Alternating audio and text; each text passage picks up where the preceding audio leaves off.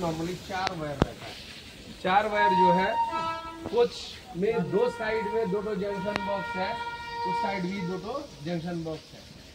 Normal coach में feeder जो है direct junction box to junction box, but power car में ऐसा नहीं है। इसमें तो आइसोलेशन कॉन्टैक्टर दिया गया है और separation of HOG and DG supply. HOG supply अगर रियर एंड से आएगा तो वो डायरेक्टली ये फीडर में आएगा नहीं, ये कहाँ गया है आइसोलेटिंग कॉन्टैक्टर में। आर्मी ये उस साइड का जो सप्लाई है, रियर एंड का सप्लाई है, आइसोलेटिंग कॉन्टैक्टर का इनपुट में गया है। आइसोलेटिंग कॉन्टैक्टर कहाँ रहता है, ACB का ऊपर या तो साइड में पैनल में, उसका इनकमिंग में रियर एंड से सप्लाई आया। और ये जो केबल है जंक्शन बॉक्स, फ्रंट साइड जो दो जंक्शन बॉक्स है, इसका सप्लाई आया है फीडर आउटपुट से, फीडर कॉन्टैक्टर का आउटपुट। दिखा देंगे फीडर कॉन्टैक्टर कौन सा है। इसमें आया सप्लाई और यहाँ से जैसे ही कपलर लग जाएगा तो सप्लाई उधर से भी पावर कार का फीडर आउटपुट में आ सकता है, या तो फीडर आउटपुट से टोटल सप्लाई जो है थ्रू कोच के थ्रू पूरा रेक में फीड हो जाएगा। कैसे होगा, ये जो कपलर है ये फिर जंक्शन बॉक्स में जाएगी। ये जंक्शन बॉक्स से एकदम कंडूट, मेटालिक कंडूट पाइप है, उसके थ्रू एकदम लास्ट उस कोच में जो जंक्शन, मतलब इसी कोच का अदर एंड में जो जंक्शन बॉक्स है उसमें चला जाएगा और वहां से फिर फर्दर एक्सटेंड होगा। इसमें क्या देखना है कि आपको अगर डाउट लगता है किसी सप्लाई में तो गड़बड़ है, प्रॉब्लम है, तो आपको मेंटेनेंस में ये खोल के देखना है कि कहीं पे कुछ बर्निंग या तो ब्लैक कुछ साइन है कि नहीं, और नट बोल्ट जो है टाइट प्रॉपरली है कि नहीं, वो चीज़ इंश्योर करना है। और ये जो कपलर है, ये कपलर बहुत वाइटल है। ये लॉक पिन जब तक बैठेगा नहीं पूरा, ये देखिए अभी बैठा नहीं ना, तो ये लॉक नहीं हुआ, इसको फिर बैठाना है, थोड़ा सा इधर उधर हिलाने से ये बैठ जाएगा। बैठ गया ना, no gap between pin and the base. हाँ, जैसे गैप खत्म मतलब ये लॉक हो गया। और कपलर लगाने के बाद कपलर का जो पिन है, ये पिन बहुत जरूरी है, आपको देखना है। ये पिन उसमें बैठ जाने के बाद उसको जैसे लॉक होगा उसको खींच के देखिएगा कि और आएगा नहीं। पिन बढ़िया से लगना चाहिए, क्योंकि ट्रेन जो है बहुत स्पीड में मूव करता है। उस टाइम अगर लूज रहेगा या तो कुछ भी प्रॉब्लम रहेगा तो कपलर गिर सकता है, इसीलिए लॉक होना बहुत जरूरी है। ये सेफ्टी में, मतलब सेफ्टी का बहुत बड़ा वाइटल पॉइंट्स है। ये हो गया आपका कपलर। उसके बाद पावर कार में टोटल 360 kVA ट्रांसफार्मर रहता है। अपार्ट फ्रॉम अदर कोचेस एक 60 kVA ट्रांसफार्मर। इसमें 3 क्यों लगता है, 2 60 kVA ट्रांसफार्मर दोनों DG सेट का रेडिएटर और वेंट मोटर के लिए रहता है। दो DG सेट है, 2 60 kVA ट्रांसफार्मर और एक तो AC पैनल है उसके लिए, और एक तो 60 kVA ट्रांसफार्मर है। ठीक है, अभी देखेंगे कि कहाँ पे है 60 kVA ट्रांसफार्मर। सर আপনি বললেন এইখানে 4টা তার আছে, মানে এখানে তো আছে 5টা তার। 4টে তার আমি বলেছি ওখান থেকে আসছে, আর 5টা গেছে কাপলারে, ওইটাই বললাম। ওটা হলো আর্থিং তার। আর্থিং তার আছে একটা, আর একটা मोनोब्लॉक पंप है 2 3 फेज सप्लाई इसमें आएगा। मोनोब्लॉक पंप घूमेगा जाएगा, इसके लिए पंप कंट्रोलर है ऊपर में पैनल में। इसको देख लेना है कि ये जो इसका जो बेस नट है प्रॉपरली टाइट है कि नहीं, टूट तो नहीं गया। और कवर खोल के देखना है कि टर्मिनल जो है प्रॉपरली कनेक्टेड है, कोई लूज नहीं है, कोई बर्निंग साइन नहीं है। ये चीज इंश्योर करने के बाद फाइनली आप इसको चला के वाटर प्रेशर देख लीजिएगा, तो आप कंफर्म हो जाइएगा कि दोनों पंप मेरा ओके है। वाटर प्रेशर, ये मेरा इलेक्ट्रिकल पार्ट हो गया, हम लोगों का इलेक्ट्रिकल पार्ट, इसको देखना है। उसके बाद आएगा ट्रांसफार्मर, 60 kVA ट्रांसफार्मर। जैसे इस साइड है 60 kVA ट्रांसफार्मर, उसी तरह उस साइड में भी 60 kVA ट्रांसफार्मर है। ठीक है, दोनों ट्रांसफार्मर 2 साइड में होता है।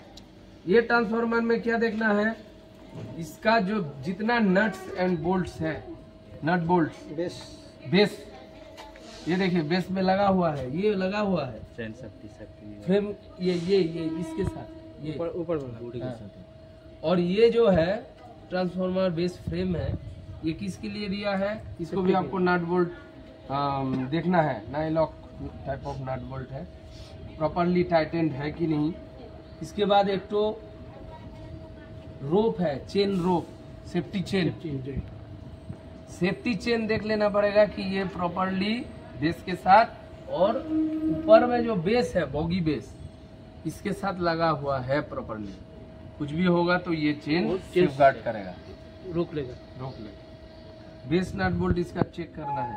उसके बाद इसको खोल के देखना है कि 4 वायर गया है, 3 फेज और एक न्यूट्रल। इनकमिंग में 750, आउटगोइंग में 450 कन्वर्ट हो जाएगा। स्टेप डाउन ट्रांसफार्मर, इसमें आपको देख लेना है टाइटनेस वगैरह सही है कि नहीं, कोई बर्निंग साइन तो नहीं है। उसके बाद ये जो केबल गया है कंडक्ट के थ्रू, ये आपको देख लेना पड़ेगा कि इंटैक्ट है कि नहीं during maintenance as well as spotting. तो ये सब आप इंश्योर होने के बाद आपको आना पड़ेगा यहाँ पे फ्यूल टैंक। फ्यूल टैंक में 1540 लीटर का इसका कैपेसिटी है और ऐसा 2 फ्यूल टैंक है, ये देखिए, और एक तो टैंक है, तो अप्रोक्सीमेटली 3000 लीटर कैपेसिटी है। 2 डीजी सेट का 2 फ्यूल टैंक है। সেফটিটা কি আমাদের দেখানো হ্যাঁ অবশ্যই, ডেফিনেটলি ট্যাঙ্কের সেফটিটা হ্যাঁ পার্ট যেগুলো আছে বলবো ইলেকট্রিক সাইড আমরা দেখো এখনই fuel tank let be complete. ये जो फ्यूल टैंक है, ये फ्यूल टैंकेर কত বললাম कैपेसिटी 1540 अप्रोक्सीमेटली 1500 लीटर। 2 टैंक है तो 3000 लीटर लगभग कैपेसिटी है।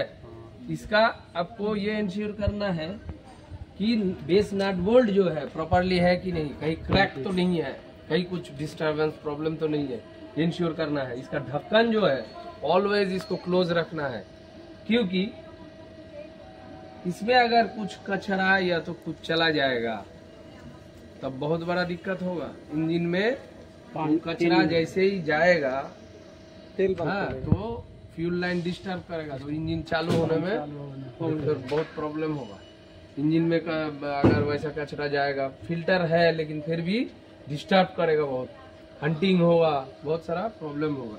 इसलिए इसको ढकना एकदम अनिवार्य है, जरूरी है। ऐसा 2 टैंक है और दोनों को आपको बढ़िया से देख लेना पड़ेगा।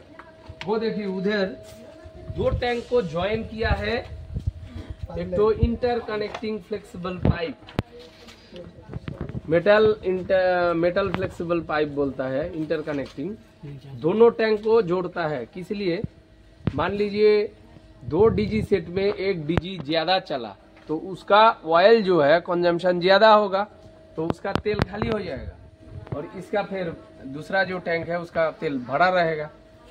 लेकिन अगर इक्वलाइजिंग पाइप है तो दोनों में डिस्ट्रीब्यूट हो जाएगा, इसमें कम होगा उसमें आ जाएगा, इसमें कम होगा उसमें आ जाएगा। इसलिए बैलेंस में रखने के लिए वो पाइप दिया है। लेकिन आपको देख लेना पड़ेगा कहीं पे उसमें लीकेज तो नहीं है, कभी कभी वो फट जाता है क्योंकि अंडर गियर में है, किसी के साथ धक्का लगा या तो जोर से लगा तो वो फट जाता है, तो वो देख लेना पड़ेगा कहीं ऑयल लीकेज तो नहीं है। ये चीज इंश्योर करने के बाद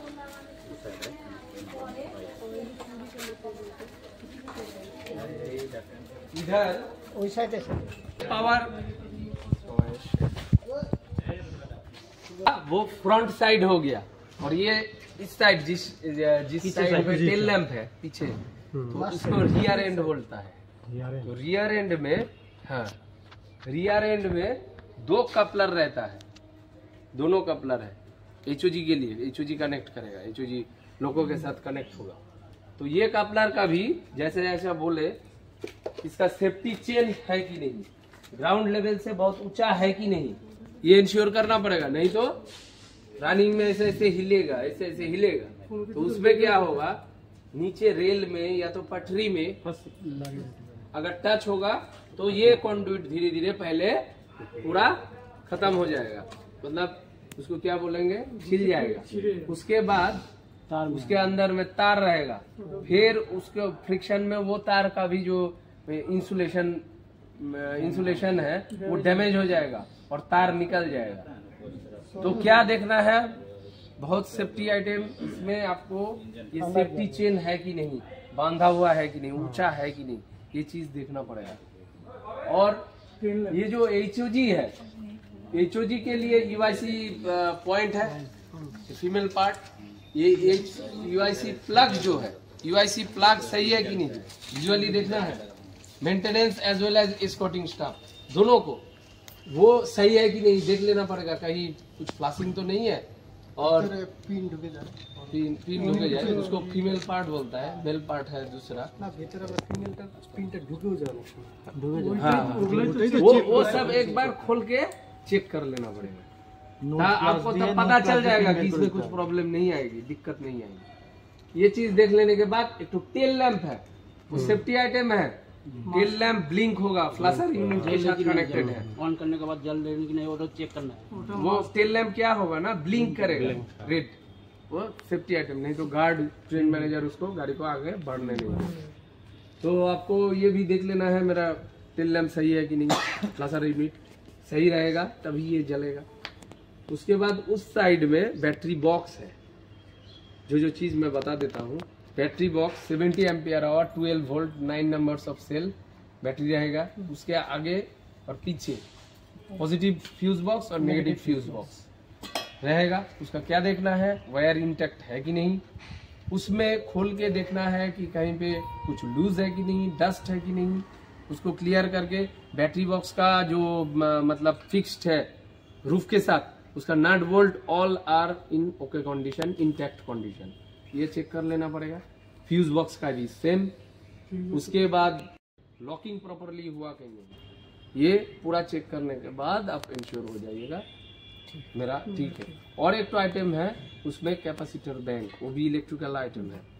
कैपेसिटर बैंक में किस लिए दिया गया है, कैपेसिटर बैंक इंडक्टिव लोड होता है।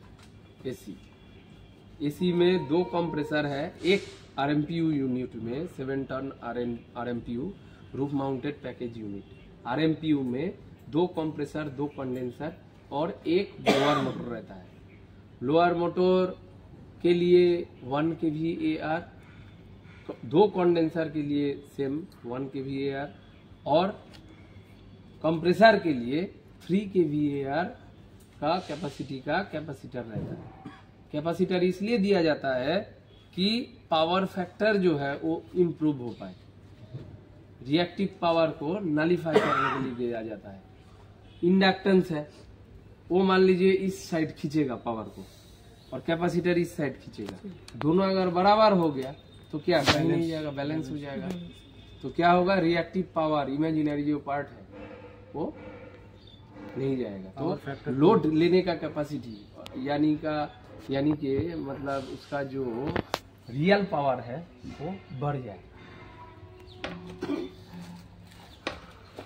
इसका टेक्निकल वर्ड यही है कि पावर फैक्टर जो है वो इम्प्रूव करेगा।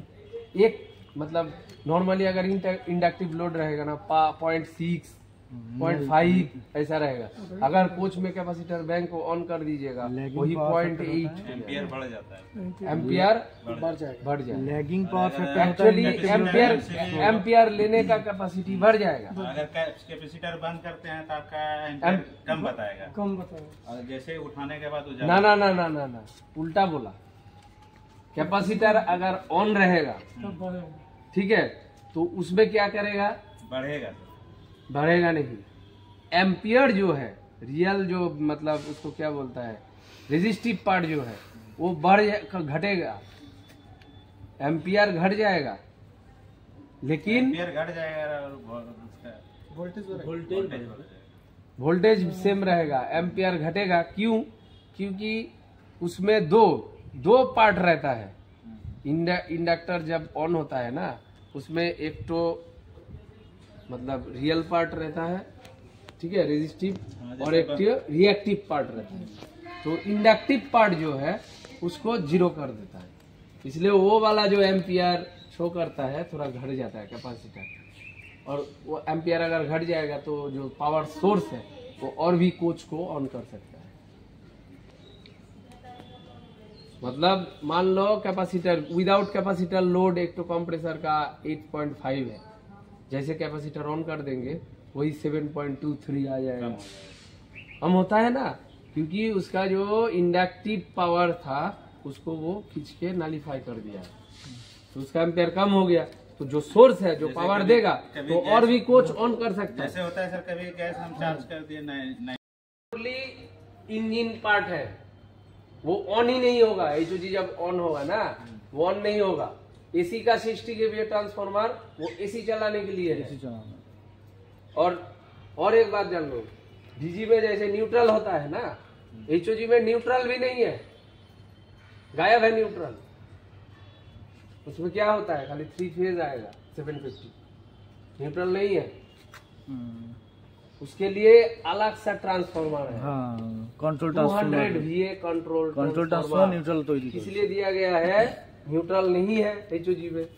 750 2 फेज लेगा, 415 आउटपुट निकलेगा। 415 खाली कॉन्टैक्टर का कॉइल पकड़ने के लिए दिया है, और उसका कोई फंक्शन नहीं है, दूसरा कोई फंक्शन नहीं है না।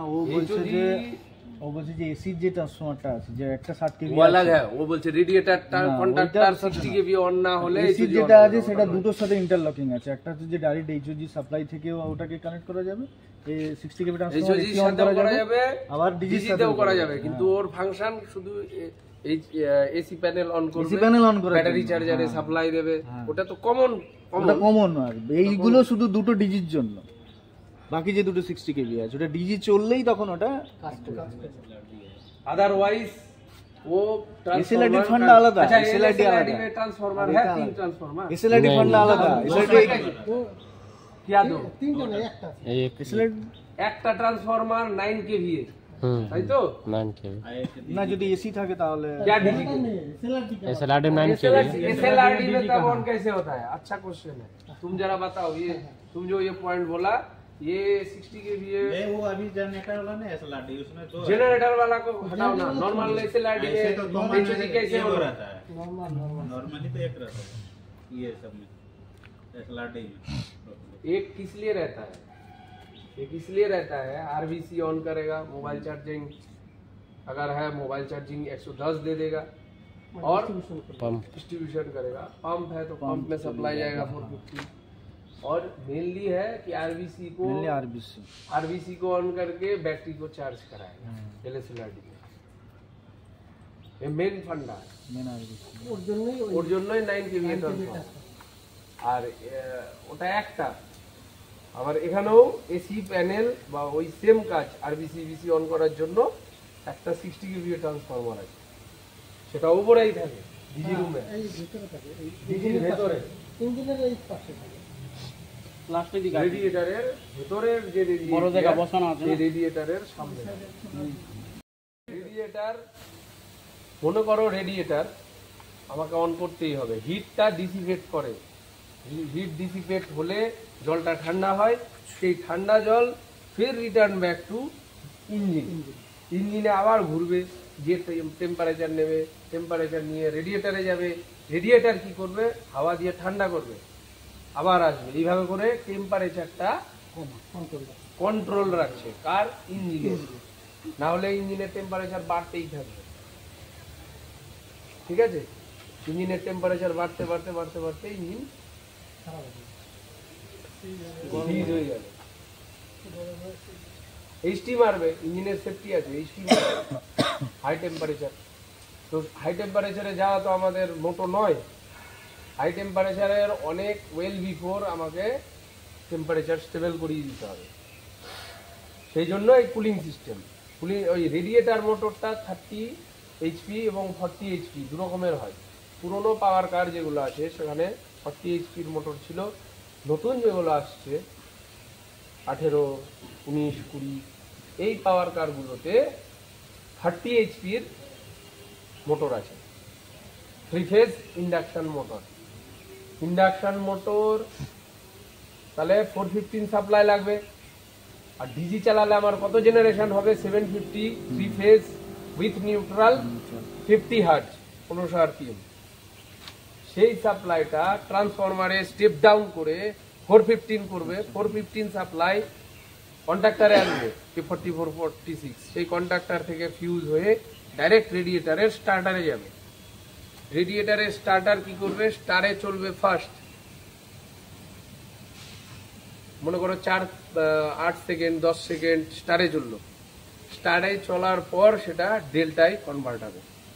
ডেল্টায় যখন কনভার্ট হবে মোটর তখন হাই স্পিডে ঘুরবে, হাই স্পিডে ঘুরলে তখন ইঞ্জিনটা ঠান্ডা হবে। যে প্রসেসটা বললাম সেই প্রসেসে ইঞ্জিন ঠান্ডা হতে হবে। তাহলে আমাকে কি করতে হবে, ইঞ্জিন চালালে আমাকে ইঞ্জিনের দুটো জিনিস হয়, একটা ফ্রিকশন, মেটাল যখন ঘষা খাবে তখন সেটাকে बोले फ्रिक्शन। इंजन जब हाई स्पीड में रन करेगा उसमें मेटल टू मेटल कांटेक्ट होगा, घूमेगा ना, है तो उसको फ्रिक्शन में मेटल घिस जाता है, मतलब फ्रिक्शन हो गए क्षय हो जाए। তাহলে সেই ক্ষয় থেকে বাঁচানোর জন্য কি করা হয়, ওখানে লুব্রিকেশন করা হয়। लुब्रिकेशन के लिए जो ऑयल दिया जाता है, नॉमिनेटेड ऑयल, उसको बोला जाता है लुब्रिकेटिंग ऑयल, शॉर्ट फॉर्म में ल्यूब ऑयल बोलता है। अब ल्यूब ऑयल तो मिनिमम रहना है, उसके लिए डीप स्टिक है। डीप स्टिक में L और H दो मार्क है, या तो किसी में मैक्सिमम किसी में मिनिमम मार्क किया हुआ है। इंजन ऑफ होने के आधा घंटा बाद अगर स्टेबल है तो डीप स्टिक को निकाल को मतलब किसी कपड़ा देके पोंछ के फिर डीप स्टिक को अंदर में करके निकाल के देखना पड़ेगा इसमें लूब ऑयल पोजीशन किस पोजीशन में है। अगर लो के ऊपर हाई के नीचे है मतलब लूब ऑयल मेरा लेवल सही है, हम इंजन चला सकते हैं। और रेडिएटर टैंक में हमको देखना है कि पानी सही है कि नहीं। আচ্ছা অরূপদা বলছি যদি হাই এর উপর থাকে তাহলে মানে যদি হাই থাকে তাহলে কি হবে? হাই তো নরমালি যাওয়ার কথা না, হাই হলে হাই প্রেসার হবে না, লুব অয়েলটা অন্য দিক থেকে বেরোনোর চেষ্টা করবে। আচ্ছা হাইয়ের উপরেও যাওয়ার কথা না, ওই জন্য তো ম্যাক্সিমাম মিডিয়াম থাকতে হবে। লাগা আছে দেখাবো। और एक चीज अगर लो से नीचे है लूब ऑयल लेवल तो उसमें lube oil 5 litre 10 litre 15 litre जो लगेगा उसमें टॉप अप करना। लाल लाल हटाया है कि? एक मिनट रुकिए, बता रहे हैं पूछ के बता रहे हैं। तो लूब ऑयल अगर लो से कम है 5 लीटर 10 लीटर 15 लीटर जो भी रिक्वायरमेंट है इस पर रिक्वायरमेंट उस पर टॉप अप करना है। तो डीप स्टिक का बगल में एक तो कैप रहता है, कैप खोलने के बाद वहाँ पे आप fresh lube oil fresh lube oil आप डाल सकते हैं। हाँ लाल सोरी दीजिए। उसके बाद हेलो आपका रेडिएटर में पानी है कि नहीं। रेडिएटर में लेवल इंडिकेटर एक तो है ग्लास टाइप का लेवल इंडिकेटर, ग्लास में आप दिख सकते हैं कि वाटर यानी कूलेंट सही मात्रा में है कि नहीं। अगर फुल है तब आपको समझ जाना पड़ेगा कि यहाँ फुल है। अगर कम है उससे तो रेडिएटर का ऊपर में एक तो कैप है रेडिएटर कैप, वो कैप खोल के आप डिस्टिल वाटर ऑफिस में है डिस्टिल वाटर वहाँ पे डालिए जितना जरूरत है, और जैसे ही इंडिकेटर लुकिंग ग्लास में फुल हो जाएगा तब आपको समझ जाना पड़ेगा कि कूलेंट और वाटर जो है वो फुल हो गया, अभी इंजन चला सकते हैं।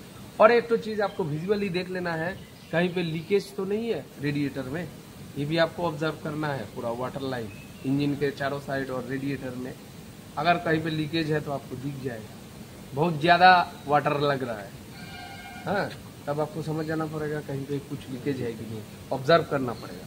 রেডিয়েটরে জলের পরিমাণ ফিক্সড আছে না যতটা যখন লাগবে না যেমন ফিউলে একটা নির্দিষ্ট 1440 বললেন দুটো নিয়ে 3000, তো রেডিয়েটরে জলটারও একটা পরিমাণ আছে মোটামুটি 120 লিটার একটা 150 লিটারের মতো এক একটা রেডিয়েটারের ক্যাপাসিটি মোটামুটি 120 130 এরকম कैपेसिटी बैटरी।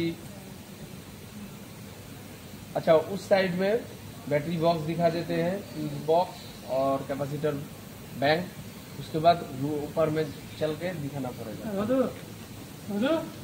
प्रॉपर्ली আছে কিনা টাইট দেখে নিতে হবে, ফিউজ বক্সে টাইটনেস আছে কিনা, ক্লিন আছে কিনা, কোনো লুজ নেই তো, ফিউজ ঠিক আছে কিনা, আর ফিউজ প্রপার রেটিং এর আছে কিনা, এগুলো দেখে নিতে হবে।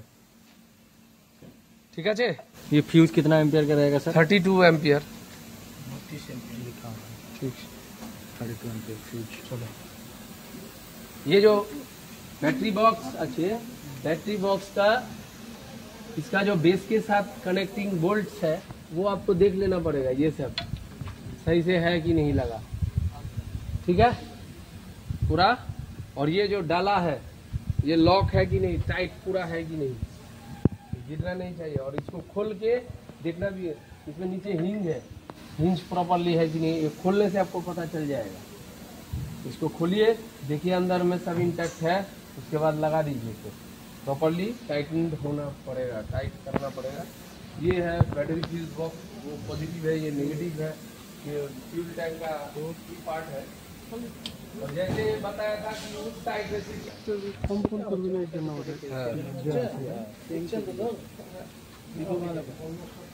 ये है कैपेसिटर बैंक ना। और नया पावर कार जो आएगा ना, नया पावर कार में अंडर स्लैंग में ही आरबीसी कम ईबीसी यूनिट रहेगा, 6.5 किलोवाट, ईबीसी 2.5, इसमें एक ही ईबीसी रहता है, इसमें ऊपर में ईबीसी और आरबीसी सेपरेट है। हाँ 4.5 किलोवाट का आरबीसी वो सेपरेट है, इंटरलॉक विथ ईबीसी वो भी 2.5 किलोवाट है, ऊपर में रहता है, पुराना है ना। और नया सिस्टम में आरबीसी कम ईबीसी यूनिट है, वो 6.5 किलोवाट का होता है और वो अंडर स्लैंग में रहता है। तो उसको देख लेना पड़ेगा, जिसमें आरबीसी है उसका भी सेफ्टीज खुल के all are in intact condition, base frame के साथ उसका नट बोल्ट पूरा टाइटेंड है और इंटैक्ट है। ये सब चेक करने के बाद आप अपर होता है, एक तो अंडर गियर सेफ्टी, उसके बाद अपर गियर सेफ्टी। अपर गियर सेफ्टी में क्या क्या करना है पॉज করে দাও वीडियो বানিয়ে দিয়েছি। जब आप ऊपर upper gear under gear safety check करने के बाद जैसे ऊपर में आए तो आप लॉग बुक चेक कीजिए फर्स्ट। लॉग बुक में इन रूट में कुछ फेलियर है कि नहीं, कुछ रिपोर्ट है कि नहीं, वो लॉग बुक में एंट्री करना पड़ेगा। आप ही लोग जाते हो स्कॉटिंग में, तो स्कॉटिंग में कुछ अनयूजुअली कुछ इंसिडेंट घटा तो वो चीज को लॉग बुक में लिख देना है। और जो मेंटेनेंस में या तो नेक्स्ट स्कॉटिंग जाएगा वो लॉग बुक ऑब्जर्व करेगा कि इसमें क्या प्रॉब्लम था प्रीवियस ट्रिप में, और उस हिसाब से क्या एक्शन लिया गया है वो भी लॉग बुक में नोट डाउन करेगा। ये हम करेक्टिव एक्शंस लिए हैं। उसमें क्या होगा, कम्युनिकेशन फोन में भी बता दीजिए, आपस में तो कम्युनिकेशन होता है, कुछ प्रॉब्लम है तो बता दीजिए कि मेंटेन होके गाड़ी रेडी हो जाए। फिट रखना है ना अल्टीमेटली, सब कोई को गाड़ी लेके चलना है, हाँ तो गाड़ी फिट रहेगा तो सब फिट रहेगा। गाड़ी अगर फिट नहीं है, काम का जगह में अगर कुछ प्रॉब्लम है तो सब कोई अनफिट हो जाएगा, है कि नहीं? Correct correct. तो इसलिए कोई भी फॉल्ट को नजरअंदाज नहीं करना है। जो फॉल्ट को मिला है मैं पहुंच गया, मैं और लिख के क्या करूंगा, नो, उसको लिखना है और जो लेके जाएगा वो उसके साथ कम्युनिकेट करके बता देना है, वो भी रिस्पॉन्सिबिलिटी लेके वो प्रॉब्लम को रेक्टिफाई करेगा ताकि कोई प्रॉब्लम अनवांटेड इंसिडेंट ना घटे। लॉग बुक चेक करने के बाद हम फायर सप्रेशन सिस्टम पे आते हैं। फायर सप्रेशन सिस्टम का ये है controlling electrical system, control card रहता है, इसमें LHG केबल रहता है। तो उसमें क्या करता है, जैसे ही अंदर में कोई हाई टेम्परेचर राइज हो गया लगभग 90 डिग्री अप्रोक्स, तो जो वायर, एक तो वायर दिया गया है, वायर हम दिखा देंगे, कहीं पे भी ओवर हीट हो गया, वो वायर अगर शॉर्ट हो गया किसी कारण, हीट किसी कारण नहीं, हीट के कारण, एकदम स्पेसिफिकली हीट के कारण अगर शॉर्ट हो गया तो इसमें प्री अलार्म बजेगा। प्री अलार्म, उसके साथ लाइट। जैसे ये एक्टिवेट हो गया तो क्या होगा, उसका 30 सेकेंड के बाद डायरेक्ट अलार्म बजेगा और कार्ड जो है यहाँ से सिग्नल देगा कि नाइट्रोजन सिस्टम को चार्ज किया जाए। वो जैसे सप्लाई दे देगा, नाइट्रोजन सिलेंडर है, दिखाएंगे नाइट्रोजन सिलेंडर जो है, ये देखिए नाइट्रोजन सिलेंडर जो है इसमें 200 केजी प्रेशर में रहता है, अप्रोक्स 200 केजी पर सेंटीमीटर स्क्वायर प्रेशर। 180 भी 180 200 ऐसा रहता है। और देखिए इसमें जोन डिक्लेयर किया हुआ है, ग्रीन जोन में अगर है ये काटा, मतलब ये सेफ जोन में है, इसका इतना प्रेशर रहना है। इसमें नाइट्रोजन हाई प्रेशर में रहता है 200 केजी पर सेंटीमीटर स्क्वायर। इसमें सोलिनॉइड वाल्व है, ये इलेक्ट्रिकली ऑपरेट होता है। कंट्रोल कार्ड जैसे ही सप्लाई देगा, ये सोलिनॉइड वाल्व में सप्लाई आएगा, वो मैग्नेट बन जाएगा, वाल्व ओपन हो जाएगा। वाल्व ओपन होगा तो क्या होगा, इतना प्रेशर में जो नाइट्रोजन है वो निकल जाएगा, चार्ज हो जाएगा। और ये जो प्रेशर के थ्रू पानी का टैंक के ऊपर प्रेशर गिराएगा। इसमें 80 160 लीटर का वाटर है, तो ये वाटर जो है फिर स्प्रे हो जाएगा। हीट हुआ नहीं, फॉल्ट हो सकता है और आग लग गया है, नाइट्रोजन डिस्चार्ज करना जरूरी है। स्क्वाटिंग स्टाफ ही वो डिसाइड करेगा। तो इसमें एक पिन है, पहले ऑटोमेटिक नहीं था, मैनुअल था। जैसे आग लगेगा ना तो स्मोक डिटेक्टर अलार्म बजाएगा, तो इसको खोलना है, पिन को ये खोल के पिन को निकाल देना है और इसको नीचे दाब देना। और वही चीज जो है ये सोलिनॉइड वाल्व भी करता है, इलेक्ट्रिकली ऑपरेट करता है। ওটা ম্যানুয়াল, আগে ফার্স্ট ম্যানুয়াল ছিল, এখন ওটাকে অটোমেটিক করা হয়েছে। যে মানুষ কখন मान लो अलार्म बज रहा है, हाँ बज गया, आप देखे कि कहीं पे कुछ प्रॉब्लम नहीं है तो उसको रीसेट बटन दबा के दबिए पहले। अगर आपको लगता है कहीं पे कुछ नहीं है, चेक करने के बाद आप इंश्योर हो गया तो हम वो स्टेज क्यों करेंगे, तब हम रीसेट बटन दबाएंगे। मतलब सिस्टम में कभी प्रॉब्लम होता है ना, कहीं कभी रीसेट मार रहे हैं सर, रीसेट मार रहे हैं सर, और 2 मिनट बाद खुद बजने लग जाएगा। रीसेट मार रहे हैं फिर बजने लगता है ना, मतलब इस सिस्टम में प्रॉब्लम है। कहीं पे आपको देखना है कि कहीं पे धुआं तो नहीं है, सेंस कर रहा है, देखे सर नीचे नहीं है, नहीं सब सिस्टम का प्रॉब्लम है। और कोई भी है ये इसका जो भी का हो गया, मान लीजिए खराब है, कुछ नाइट्रोजन प्रेशर कम है, नहीं है, पानी नहीं है, नाइट्रोजन प्रेशर नहीं है, वो जल नहीं रहा है, या तो बला जो बात जीपी शॉप बताया तुम, ऐसा अगर इंसिडेंट है तो डायरेक्टली CNW सुपरवाइजर जो है जानकारी दे देना है। ठीक है, ये कैरेज वाला का काम है, हम लोगों का काम है सप्लाई देना, और कैरेज वाला ये चीज देखेगा। ठीक है, और कोई क्वेश्चन? एक्सटिंग्विशर है, फायर एक्सटिंग्विशर का जो एक्सपायरी डेट वो खत्म नहीं होना है। एक्सपायरी डेट एक्सपायर कर गया तो गड़बड़ है, तो डेट देख के अगर एक्सपायर है तो CNW को इन्फॉर्म कर देना है। ये तो मैं এটাও পিন খুলে এটা ফায়ার সিলিন্ডার এই যে এটাকে পিন খুলতে হবে, খুলে এটাকে চাপ দিয়ে এটাকে খুলতে হবে, তারপরে এটাকে যেরকম চাপবে সেরকম বেরোবে। বন্ধ করবি আবার চাপ। এটা লক আছে, নব খুলতে হবে, নব খুলে চাপতে হবে। এটা খুলে এই হলুদটা বেরিয়ে যাবে। মুভমেন্টস বলে দিই সব। এটা ব্যাটারি চার্জার, ইঞ্জিনের যে স্টার্টার ব্যাটারি, সেই স্টার্টার ব্যাটারিকে চার্জ করে, ব্যাটারিকে তো চার্জ করতে হবে। ব্যাটারি যদি লো হয়ে যায় তাহলে কিন্তু ইঞ্জিন আর ক্র্যাঙ্ক হবে না, ঘুরবে না, তুমি হাত দিয়ে ঘোরাতে পারবে না। তো ব্যাটারি চার্জার অন হবে, ভোল্টেজ উঠবে, 24-এর উপরে থাকবে, 25, 26, 27, আর এই কাঁটাটা অ্যাম্পিয়ারের কাঁটাটাও উঠবে, তখন তুমি বুঝবে যে হ্যাঁ ব্যাটারি চার্জ হচ্ছে।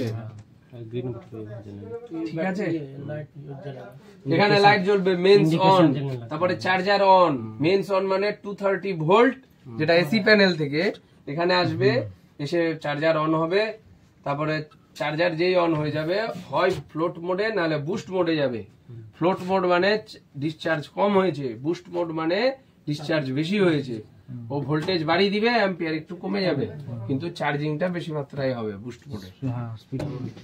ये देखो तेल पहले ये FTP फ्यूल ट्रांसफर पंप पे आएगा, ये घूमेगा तो ये तेल फिर जाएगा कहाँ पे, hand priming pump. Hand priming pump से यहाँ पे FIP पंप है, fuel injection pump. Fuel injection pump से इधर কি আরেকবার বলে hand priming pump. Hand priming pump এর কাজটা কি? এয়ার ধরো এয়ার রয়েছে, ঠিক আছে, এটা যখনই আমি মানে ইয়ে করবো তখন হাওয়াটা বেরিয়ে যাবে। তেল প্রেসার নয়, হাওয়া বার করার জন্য। যদি হাওয়া ফিট পাম্প নয়, এটা ফিট পাম্প আলাদা জিনিস। এটা হলো হ্যান্ড প্রাইমিং পাম্প, ম্যানুয়ালি করতে হবে। আর ফিট পাম্প এখানে FIP এর ভেতরে থাকে এটাতে। এটা এটা ম্যানুয়ালি করতে হবে যখন এটা এই যে এটা মানে খুলতে হবে, তো অয়েলের সাথে এয়ার এই যে এটাকে খুলতে হবে।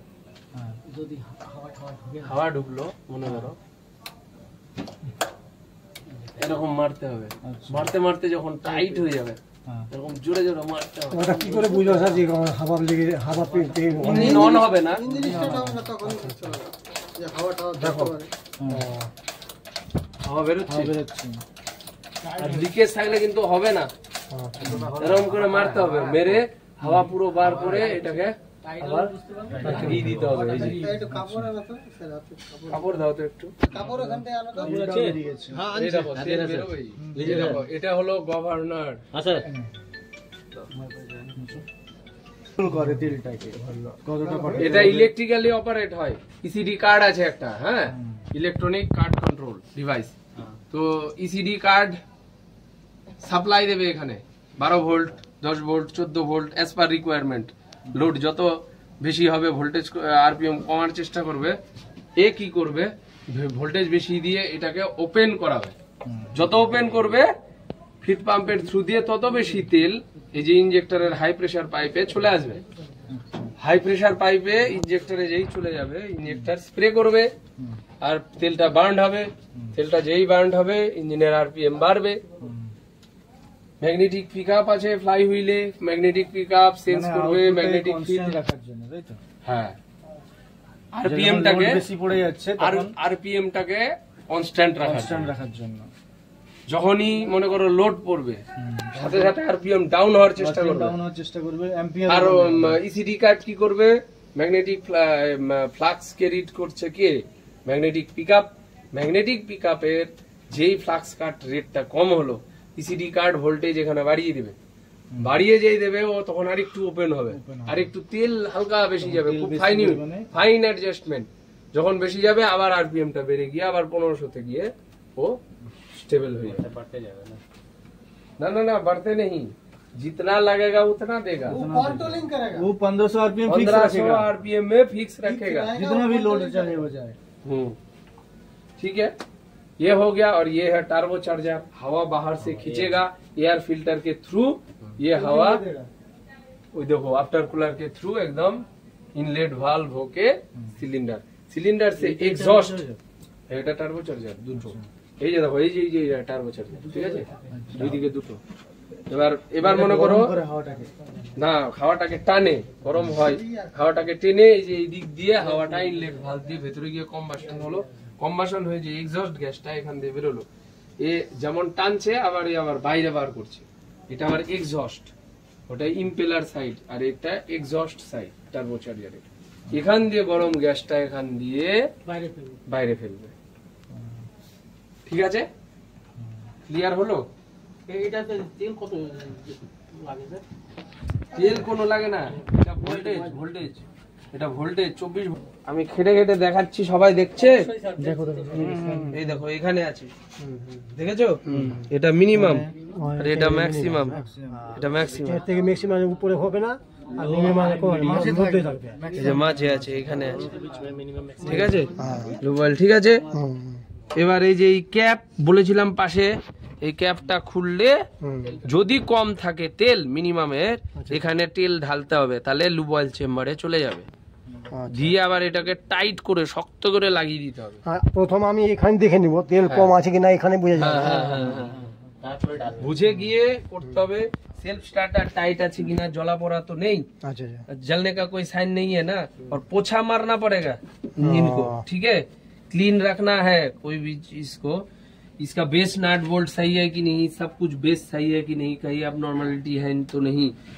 ये जो बेस है ये AVM pad, anti vibrating mounting pad इसके ऊपर है, ये कहीं क्रैक नहीं है ना, नट बोल्ट सब टाइट है कि नहीं, सब देखना है। ऑल्टरनेटर और इंजन के बीच में कपलिंग नट बोल्ट है, वो सब कपलिंग नट बोल्ट कहीं लूज नहीं है ना, वो भी इंश्योर करना है। ये है कपलिंग चलो, बोल्ट। उसके बाद बैटरी का टर्मिनल हर हाल में पानी से देखना है, एंड क्लीन रहना है। এটা ইঞ্জিন, এটা অল্টারনেটর। बैटरी टर्मिनल का ना क्लीन था, মুখটার কাছে ওই যে উপরে দেখছেন না, ওই ঢাকনাটা খুলে হাত দিলেই বোঝা যাবে আঙুল ডোবাতে হবে। জল কত নিচে আছে। এটা কিন্তু নিয়ম না, আঙুল ডুবানো গরম থাকে তো। যেহেতু নাই এটা না চালানোর আগে দিকে চলে